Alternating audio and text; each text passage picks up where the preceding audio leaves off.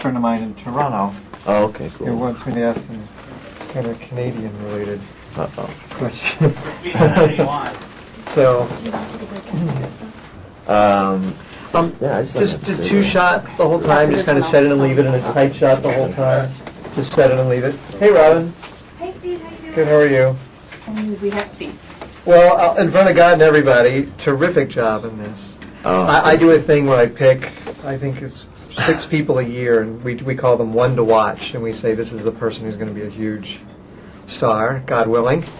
And you're already in that caliber of the one to watch. You did amazing work. Let's go back to when you first read the script. What was it about it? Obviously, it was a great script. But what kind of hit you personally, and did you take away from it?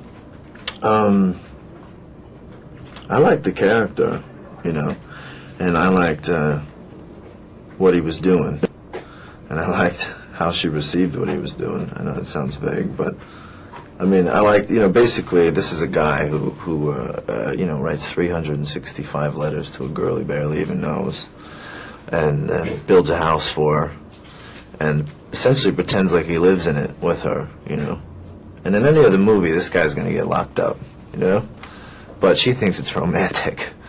So I just liked that. You looked like you knew your way around with a hammer and nails. Was that something you've been doing from the time you were a kid, or did you have to train to look convincing making the movie? And there was a rumor that you made the table. Was that really true? Yeah, I co-made the table. I co-made some of the furniture for the film. I apprenticed with a man by the name of Walter Smith, who's a cabinet maker in Charleston, South Carolina, and I worked with him for about 2 months every day. And we made a lot of furniture for clients of his, and then we made furniture for the film. So not only did you get a cool movie role, you now have a skill you can take with you through your life. Yeah, I mean, it's certainly an art form that you have to, 2 months just is really scratching the surface of it. But I really, really enjoyed it. I like to keep it up. How ironic that you ended up with a co-star who grew up not terribly far from you in Canada, right? Had you known each other before, and what was that like when you first met? Yeah, we didn't find out until she was already doing the film, and she had mentioned where she was born, and I was born in the same place. I think we were actually born in the same hospital. Yeah, it's bizarre. We have the same mother too, so that makes it really true. Now, Mr. James Garner said to me that he said, yeah, that kid was great. He said, and you look at the two of them, and they just look like they're in love. And he said he had heard that when you were first getting into this, you weren't sure that there could be that kind of everlasting love like he has with Jenna. Is that true, or were you thinking about that, and how do you think about it now? I'm pretty cynical, I think, and so I feel like, my initial response to the idea of this was like, you're kidding, But,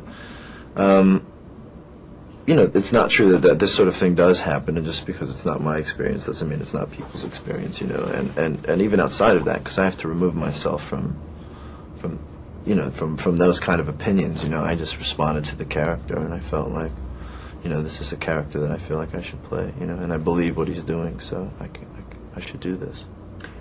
Not to sound corny, but when in the process did you know that you and Rachel had something really special? Because you do. You look like you're in love. You were great actors together. When did it click?